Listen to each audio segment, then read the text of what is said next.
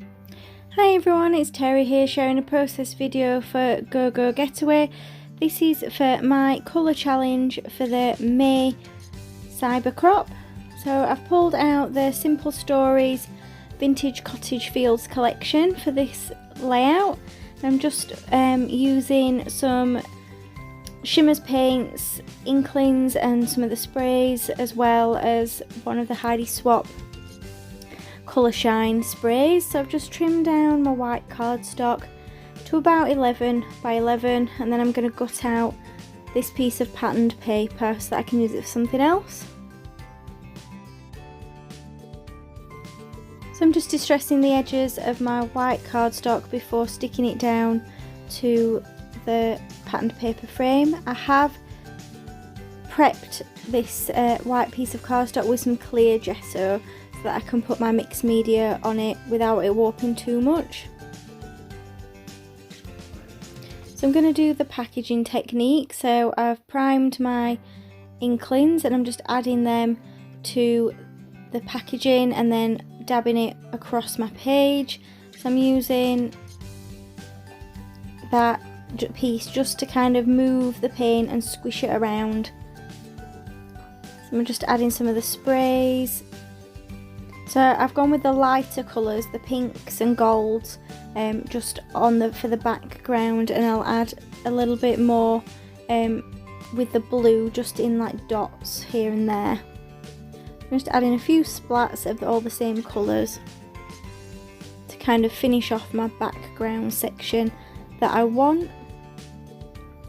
So now moving on to my photo, I'm going to create a bit of a photo mat with this patterned paper, and then the doilies, the tulle and the pink tissue paper that I've pulled out there.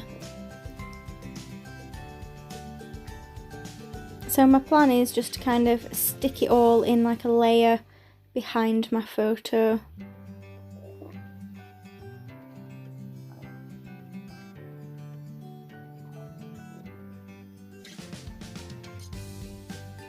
So I'm just working out that I'm going to want my doily behind the top right hand corner, but I want to add some colour to these doilies, so I'm using the same paints and sprays to saturate the doilies with all the colour, and then I'm going to leave them to one side to dry.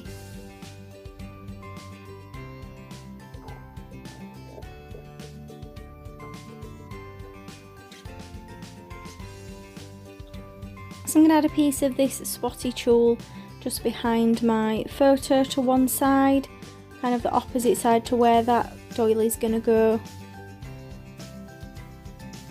I've got these really old flare badges in my collection as well that are quite vintage looking, so I've pulled them out to use, and I've also got this butterfly perspective from Bramble Fox that I'm going to back that big butterfly in the centre with some of that tulle so that it kind of coordinates with the rest of the layout. So now my background's dry, I'm just going to go on and add a few splats of this kind of green turquoisey kind of mint colour to pull in that colour that's in the background, and also some of the colours that are in this collection. And I decide I want to add a few more bits of this pink, but I purposely add bigger dots using a paintbrush. So once that's dry, it's time to build up my layout. So those doilies are dry now and they've got kind of a shimmery finish to them. Because I want 3 areas of doily, I'm actually going to cut the second one in half to use at the top and the bottom of my layout, like offset from where the photo is. I'm going to create kind of an area all down the left hand side of the page with different circular elements.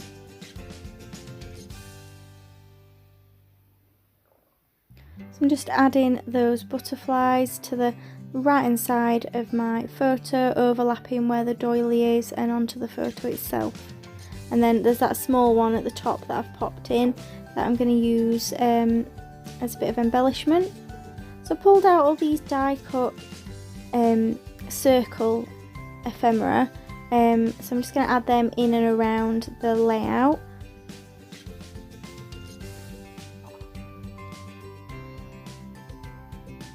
Some of them I'm layering over each other, and some are on foam pads to lift them up. So there's a few more circular elements on this sticker sheet, so I'm going to pull them out, and I've also pulled out this yellow today to use as part of my title,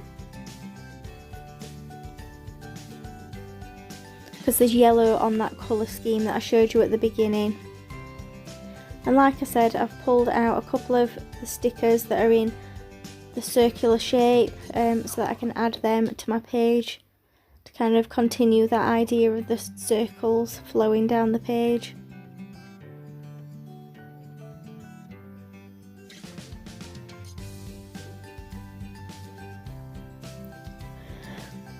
So because I want some more circles and there isn't any, I'm going to use a circle punch just to punch out a few from the same patterned paper that I've cut the mat for my photo from. So it's this kind of yellow colour. So I've gone for one 2-inch circle and then a couple of smaller ones dotted here and there, tucked under different elements. And also see I'm adding in some of those flare badges as well, because again with the circle they kind of pull it all together.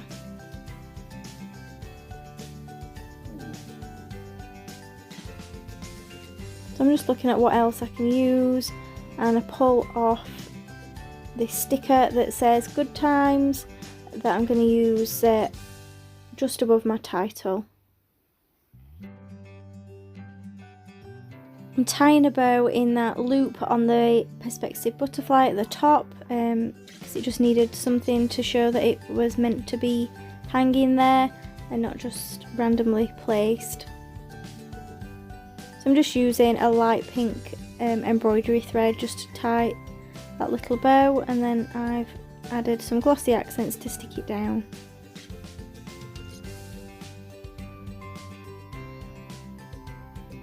So I feel like it just needs a little bit more on those circles, so I'm just going around and adding some kind of fake stitching marks in a light grey pen.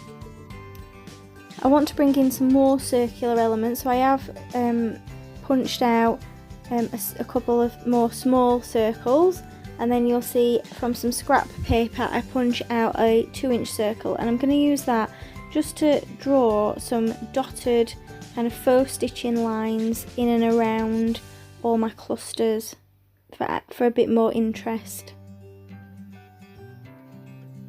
And I feel like it just ties the whole page together. They're really subtle, but they just kind of make it all cohesive.